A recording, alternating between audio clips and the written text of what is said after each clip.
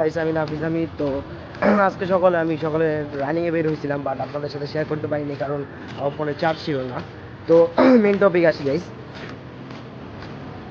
আমার এসএসসি পরীক্ষার বাকি আর মাত্র 20 থেকে 21 দিন গাইস, বাট আমার এখনও সিলেবাস কমপ্লিট হয়নি। অলমোস্ট 50% প্লাস আমার সিলেবাস বাকি আছে, ঠিক আছে? তো আমি এই 15 দিনে একটা চ্যালেঞ্জ দিব যে আমার 15 দিনের মধ্যে আমার ফুল সিলেবাস আমি কমপ্লিট করার ট্রাই করবো এবং এটাকে আপনাদের সাথে শেয়ার করবো।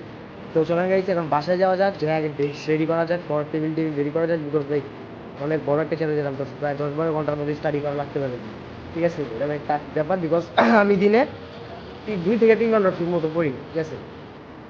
নর্মালি অনেকে দিন চাই যে পড়িও না রাইস, তো এখন তো পড়তে পড়তে করে আমি সামনে এসেছি, পরে একটা রেজাল্ট করতে হইব।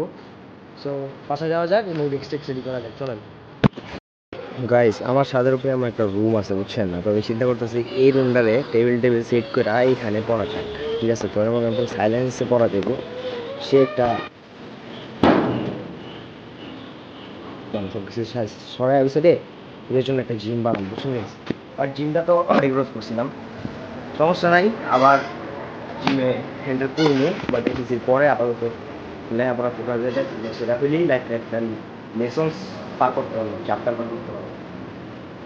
ওকে, আমার নিচে তো টেবিলটা আনার পালা, আমি টেবিলটা সেট করছি, ঠিক আছে?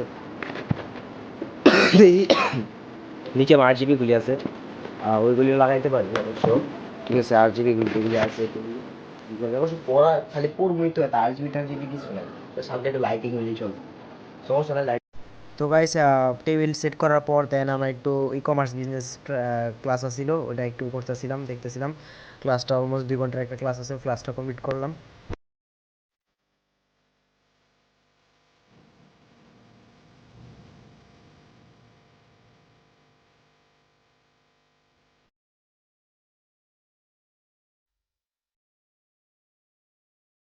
সো গাইস ক্লাসটা শেষ করার পর বিকালে একটু রিফ্রেশমেন্টের জন্য বেরোলাম। তো আজকের ব্লগটা এই পর্যন্ত আসছিল, ইনশাল্লাহ আপনার সাথে আবার দেখা হবে কালকে।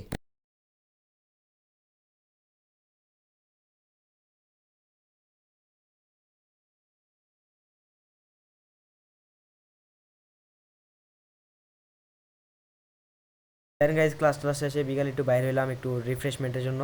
তো আজকের ব্লগটা এই পর্যন্ত আসছিল গাইজ, ইনশাল্লাহ দেখা হবে কালকে।